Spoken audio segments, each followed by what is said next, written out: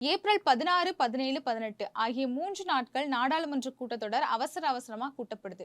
காரணம் என்ன அப்படின்னா, பெண்களுக்கான இடஒதுக்கீடு அப்படிங்கிறத ஒரு சாக்கா வச்சு, தொகுதி மறுவரையறைய அமல்படுத்தணும் அப்படிங்கிறது தான் இந்த திட்டத்துக்கு பின்னாடி இருக்கக்கூடிய ஒரு சதி. முதல்ல இந்த தொகுதி மறுவரையறைனா என்ன? மக்கள் தொகைய அடிப்படையா வச்சு ஏன் இத அமல்படுத்தக் கூடாது அப்படிங்கிறத தெளிவா பார்க்கலாம். இந்த தொகுதி மறுவரை அப்படிங்கிறது 1973க்கு அப்புறம் நடக்கவே இல்ல. 73ல நடக்கும்போது நமக்கு பெரிய அளவுல எந்த ஒரு மாற்றமும் இல்ல. அதே 39 தொகுதியும் புதுச்சேரியில ஒண்ணா அப்படின்னு 40 தொகுதிகள் இருந்துச்சு. இதே மாதிரி தான் மற்ற மாநிலங்களுக்கு கூடவோ, குறையவோ இருந்துச்சு. ஆனா, அதற்கு பிறகு 25 ஆண்டுகள் 2021வது ஆண்டுல அத அப்படியே ஃப்ரீஸ் பண்ணி வைக்கிறாங்க. ஏன் அப்படின்னா, அப்ப சரியான மக்கள் தொகை கணக்கெடுப்பு எடுக்கப்படல. மக்கள் தொகை எவ்வளவு இருக்கு, ஏறி இறங்கி இருக்கு அப்படின்னு தெரியல. அது மட்டும் இல்லாம, தமிழ்நாடு மாதிரியான தென் மாநிலங்களுக்கும், வட மாநிலங்களுக்கும் இடையே மக்கள் தொகை கணக்குல மிகப்பெரிய வேறுபாடுகள் இருந்துச்சு. அதனால அதற்கு பிறகு 25 ஆண்டுகள் கழிச்சு நம்ம அந்த தொகுதி மறுவரைய பண்ணிக்கலாம் அப்படின்னு சொல்லிட்டு, அப்பயும் அத ஃப்ரீஸ் பண்ணி வச்சுர்றாங்க. அப்படிதான் 2026வது ஆண்டுல இப்ப தொகுதி மறுவரைய கொண்டு வந்திருக்காங்க. இது ஏற்கனவே சட்டத்துல இருக்கக்கூடிய ஒரு விஷயம் தானே. இதற்கு எதற்கு நம்ம எதிர்ப்பு தெரிவிக்கணும் அப்படின்னா, இந்த தொகுதி மறுவரையறை பண்றதுனால வடமாநிலங்களுக்கு எந்த ஒரு பாதிப்பும் கிடையாது. சொல்லப்போனா அவங்களுக்கு இதனால லாபம் தான் கூட. ஆனா தமிழ்நாடு, கேரளா, கர்நாடகா, தெலுங்கானா, ஆந்திரா போன்ற தென் பகுதியில இருக்கக்கூடிய மாநிலங்களுக்கு இதனால மிகப்பெரிய சரிவு ஏற்படும்னே சொல்லலாம். ஏன் அப்படின்னா, ஒரு காலகட்டத்துல ஒன்றிய அரசாங்கம் என்ன சொல்லுது அப்படின்னா, மக்கள் தொகையை கட்டுப்படுத்துங்க. அப்பதான் வளர்ச்சி அடைய முடியும் அப்படிங்கிற ஒரு திட்டத்த கொண்டு வர்றாங்க. அதனால குடும்ப கட்டுப்பாடு போன்ற திட்டங்கள அமல்படுத்துறாங்க. அத மக்கள் கிட்ட கொண்டு போய் சேர்க்கணும் அப்படின்னு சொல்றாங்க.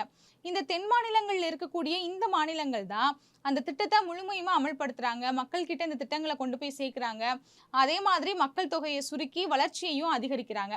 அப்படி இருக்கக்கூடிய சூழ்நிலையில தான் இன்னைக்கு நம்ம வடமாநிலங்கள விட ஒரு நல்ல வளர்ச்சியான நிலைமையில தான் நம்ம இருக்கோம்னு சொல்லலாம். அப்படி ஒன்றிய அரசாங்கம் சொன்னதெல்லாம் கேட்டு நம்ம சாதனை படைச்சதுக்காக அவங்க கொடுக்கக்கூடிய தண்டனை தான் இந்த தொகுதி மறுவரையறை அப்படிங்கிறது. நான் புரியிற மாதிரியே சொல்றேன். இப்ப நம்ம கிட்ட 39 தொகுதிகள் இருக்கு. அந்த 39 தொகுதிகள்ல 50% அதிகரிச்சாங்க அப்படின்னா, அது ஒரு 58 தொகுதிகளா மாறும். அப்படி மாறுனதுக்கு பிறகு தான் டீலிமிட்டேஷன் பண்ணுவாங்க. அப்படி பண்ணும்போது நமக்கு அந்த 58 அப்படிங்கிறது 46ஆ குறைஞ்சிரும். சரி, இத பார்க்கும்போது 39ல இருந்து 46 அதிகரிச்சிருக்கே அப்படின்னு தான் உங்களுக்கு தோணும். ஆனா இதே இது உத்தரப்பிரதேசம் போன்ற மாநிலங்கள்ல, இப்ப உத்தரப்பிரதேசத்துல 80 தொகுதிகள் இருக்கு. அது 50% கூட்டி 120 தொகுதியா மாறும். ஆனா அதற்கு பிறகு டீலிமிட்டேஷன் பண்ணும்போது 120ல இருந்து கீழ குறையுமான்னு கேட்டா குறையாது. அந்த 120 இன்னும் அதிகரிச்சு 146 ஆகும். ஆனா நமக்கு இருக்கக்கூடியது வெறும் 46. இந்த 46க்கும் 146க்கும் இடையில எவ்வளவு இடைவெளி இருக்கு அப்படிங்கிறது உங்களாலேயே புரிஞ்சுக்க முடியும். அது மட்டும் இல்லாம இந்த இடைவெளியும் அதிகமா இருக்கும். விகிதாச்சாரத்திலயும் தென் மாநிலங்கள் ரொம்பவே குறைய ஆரம்பிச்சுருவோம். நேரடியாகவே இந்த தொகுதி மறுவரைய பண்ணலாம். அப்படி பண்ணா இவங்களுடைய சதி வெளியில தெரிஞ்சிரும் அப்படிங்கிறதுக்காக முதல்ல 50% குடுக்குற மாரி குடுத்துட்டு, அதற்கு பிறகு அதை குறைக்கக்கூடிய வேலைய இவங்க பார்க்குறாங்க. சரி, இதனால நமக்கு என்ன பாதிப்புகள் அப்படின்னு பார்த்தோம்னா, ஏற்கனவே நாடாளுமன்றங்கள்ல தென் மாநிலங்கள்ல இருக்கக்கூடிய எம்பிக்களினுடைய குரல் அப்படிங்கிறது நசுக்கப்பட்டுக்கிட்டு தான் இருக்கு.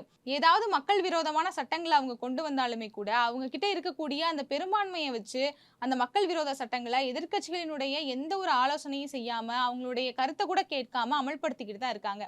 குறிப்பா சொல்லணும் அப்படின்னா, இந்த குடியுரிமை திருத்த சட்டம் நடந்துச்சுல்ல, அப்பயும் சரி, வேளாண் திருத்த சட்டம் நடந்தப்பயும் சரி, இங்க இருந்து அதிமுக அரசாங்கம் தான் அங்க அதிக அளவுல பங்கேற்றாங்க.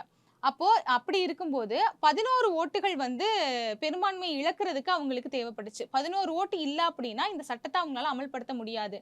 ஆனா அதிமுகவை சேர்ந்த 11 எம்பிக்களும் அவங்களுக்கு ஓட்டு போட்டு அந்த மக்கள் விரோத சட்டங்கள செயல்படுத்த வச்சாங்க. அப்படி இருக்கும்போதே இந்த சூழ்நிலை இருக்கு அப்படின்னா, இதே இது இவங்க ஏற்கனவே நெனச்ச மாதிரி இந்த வட மாநிலங்கள்லலாம் அதிக எம்பிக்கள் இருந்து தென் மாநிலங்களினுடைய எம்பிக்களினோட அளவு அங்க குறையும்போது, ஆட்டோமேட்டிக்கா என்ன ஆகும் அப்படின்னா, மக்கள் விரோத சட்டங்கள செயல்படுத்துறது அவங்களுக்கு இன்னுமே ரொம்ப எளிமையாயிரும். அந்த ஒரே ஒரு காரணத்துக்காக தான் இவ்வளவு மோசமான ஒரு சதி திட்டத்த அவங்க பண்ணிக்கிட்டு இருக்காங்க. இத ஏதோ நாடாளுமன்ற தொகுதி மட்டும் தான் குறையுது அப்படின்னு நம்ம சாதாரணமா நெனச்சுக்க வேணாம். இது மாநில சுயாட்சிக்கும் சரி, ஜனநாயகத்துக்கும் சரி மிகப்பெரிய அச்சுறுத்தலா இருக்கும். ஏன்னா பொதுவாவே இந்த ஒன்றிய அரசாங்கத்துக்கு பாஜக ஆளாத மாநிலங்கள பார்த்தா சுத்தமா பிடிக்கவே பிடிக்காது. அவங்களுக்கு எதிரான விஷயங்கள தொடர்ந்து பண்ணிக்கிட்டு இருக்காங்க அப்படிங்கிறது நமக்கு நல்லாவே தெரியும்.